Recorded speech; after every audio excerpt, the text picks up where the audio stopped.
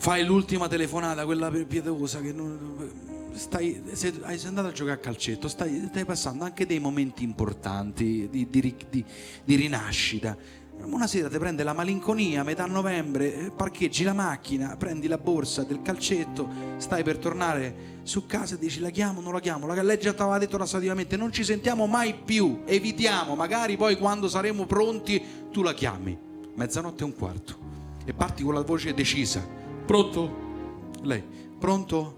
È 00:45 e te: sì, scusa, ti volevo dire, ti ricordi quella volta? E la crolli subito. Ti ricordi quella volta? Scegli un episodio bruttissimo. Quella volta che siamo andati a vedere Shrek al cinema, ti ricordi? Dai, fammi attaccare, che poi dopo siamo andati a sparare i barattoli, ti ricordi? Che io ho buttato giù tutti i barattoli, poi sono scivolato, ho sparato uno al barattolaro, ti ricordi? Che lui è cascato per terra e urlava: guarda che mi hai fatto, te lo ricordi? Dai, ti prego, fammi attaccare. Ti ricordi che poi l'hanno caricato su una macchina col fazzoletto bianco di fuori e lui urlava: portate Marza Raffaele che ce lavora mio cognato, ti ricordi questa cosa? Te la ricordi? Aggravi totalmente tutta la situazione, ormai è irrecuperabile, no? È totalmente irrecuperabile. L'unica cosa che ti resta da fare è andare evidentemente a soffrire sul grande raccordo anulare o in tangenziale, dove volete voi, in qualsiasi città siete, andate a soffrire su una strada a lunga percorrenza, vi mettete là. Soltanto che il problema è che di notte, quando la radio non è che ti aiuta molto in questo processo, perché la radio di notte trasmette due cose fondamentalmente in maniera nitida: Radio Maria, che prende ovunque. La scorsa estate ero all'Elba, stavo facendo delle immersioni sott'acqua e c'era la voce fastidiosissima, lo dico, è fastidiosissima quella voce: c'è di la piccina, ecco la Radio Maria, e c'è ancora, c'è la buonanotte, una voce proprio. E l'altra cosa che prende benissimo è Sergio Cammariere. Sergio Cammariere è interdetto durante il giorno, non può trasmettere fino a mezzanotte. Gli dicono: Sergetto, sfogati da mezzanotte alle 6 di mattina, là puoi sfogarti. E Sergio Cammariere non è che ti aiuta tantissimo, voglio dire, no? C'è un accordo minore, senti, il minore è triste, no? Il maggiore è felicità, senti, bello. No, Cammariere è questo, è giù, è minore.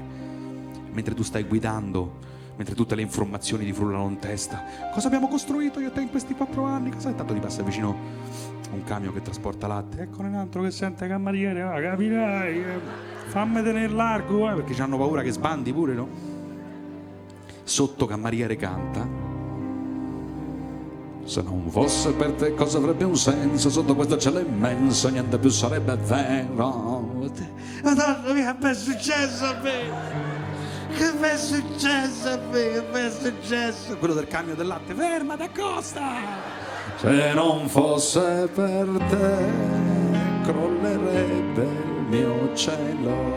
Madonna mia, a me pure è crollato tutto qua. Se non fosse per te sarei niente, lo sai. Di me non serve, stava troppo male, perché senza te io non vivo. Oddio, provi a spegnere dai cazzotti, niente. Ogni tanto entra quell'altro: Gentilamico, sentiti Sergio Cammariere, da Radio Maria te lo dice, senti Sergio Cammariere. E mi manca il respiro se tu te ne vai. Ora succede una cosa magica. All'improvviso, mentre tu guidi, tra le lacrime scopri delle uscite della tangenziale, del raccordo, che non avevi mai visto prima.